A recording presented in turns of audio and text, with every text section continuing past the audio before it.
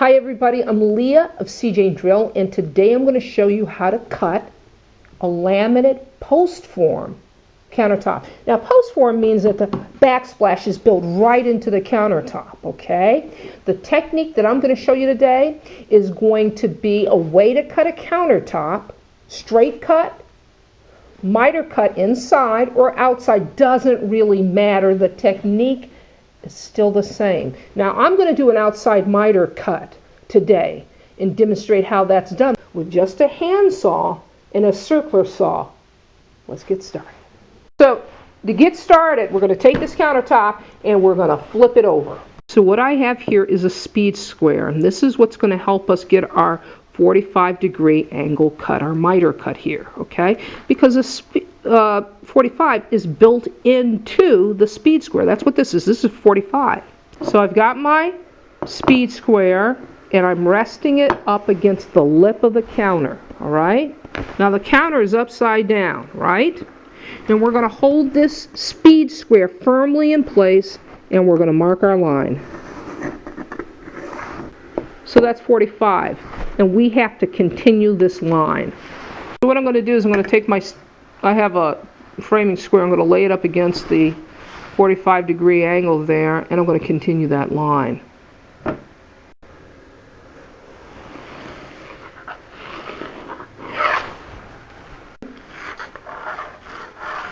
There we go. So I'm at the opposite end of the countertop, and I'm taking my speed square here and I'm just checking to make certain that that 45 is on the money. Slide it in so you can get a good look at it.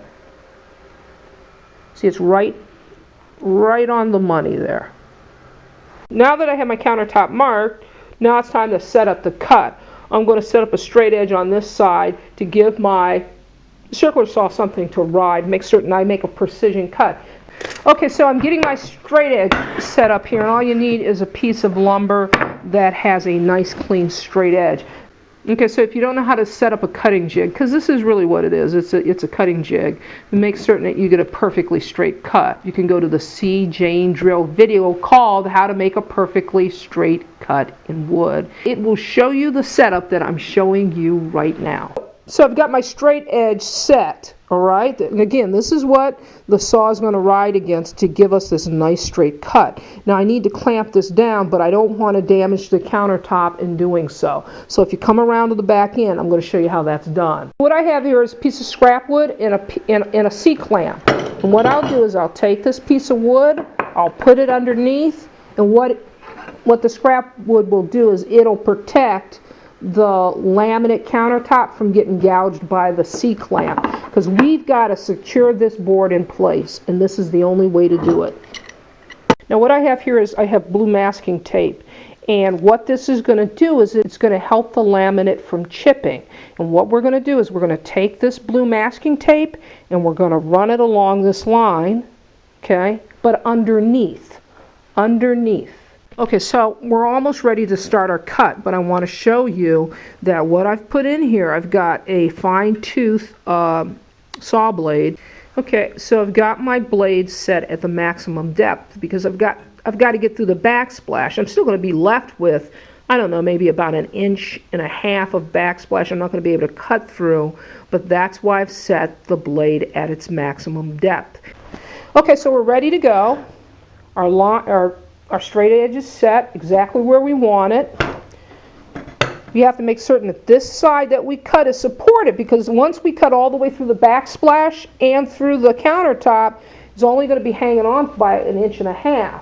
And you don't want undue stress to be put on the joint over here.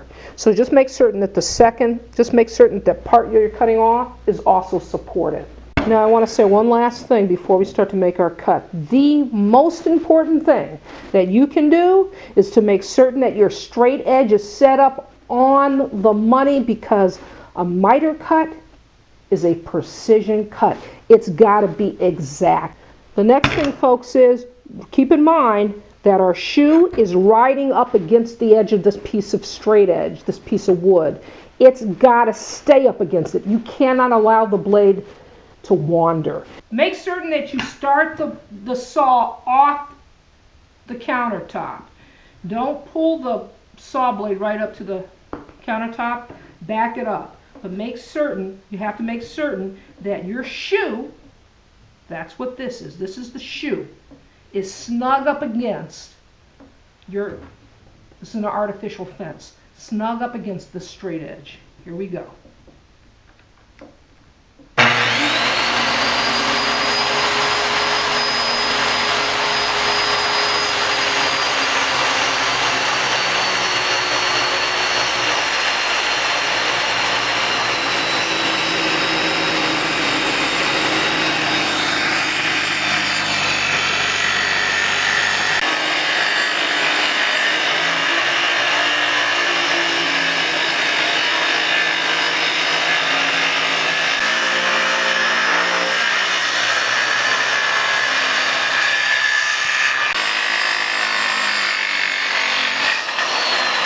All right, as you can see, we've made our cut, but we're not all the way through here. Now I'm going to show you the second part to taking a handsaw and making a precise 45-degree cut all the way down.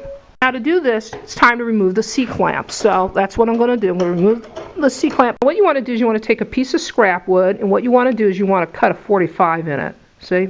Just a 45. Now, how can you make that cut? You can make that cut with your circular saw just by adjusting the shoe. Let me show you where. Every circular saw has a shoe adjustment.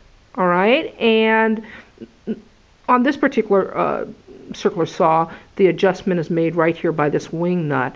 And you're able to tip the shoe at different angles. In this case, you'd want to tip your shoe to the 45-degree angle so you could cut a piece of scrap wood at 45 degrees. So we've got our scrap wood, and what we're going to do is we're going to take the scrap wood and we're going to lay it right here on this ledge. But we have to make certain that it's lined up perfectly, because this wood is going to serve as a guide for our handsaw. Okay, so I've got my first block set up, and I want to make certain that I test it first, make certain that it's precisely where it needs to be. So I'm going to be using a Japanese handsaw, and the reason I'm using a Japanese handsaw is because it's a fine-tooth saw, okay, and it's made just for this kind of application, a very precision cut. So what I'm going to do is I'm just going to insert the saw into the kerf here, all right? And make certain that that's lined up well. And it is. It's lined up right on the money. Now the next thing I'm going to do is I'm going to take the other piece and I'm going to put it snug in there. Snug. But it's still leaving a gap for the blade to travel. Okay, so I've got my pieces of scrap wood with my 45 degrees set up. Kerf is the gap in the wood, which is going to allow my saw to pass through. Now when you set up your C-clamps, make certain that you do it the same way you set up your C-clamps for the straight edge. Just make certain that you protect the laminate from the other side. So I'm going to tip my saw a little bit, and I'm just going to make steady, gentle strokes. Now, make certain that this side here is supported, because once you cut through, maybe you want to have somebody holding the other side. Here we go.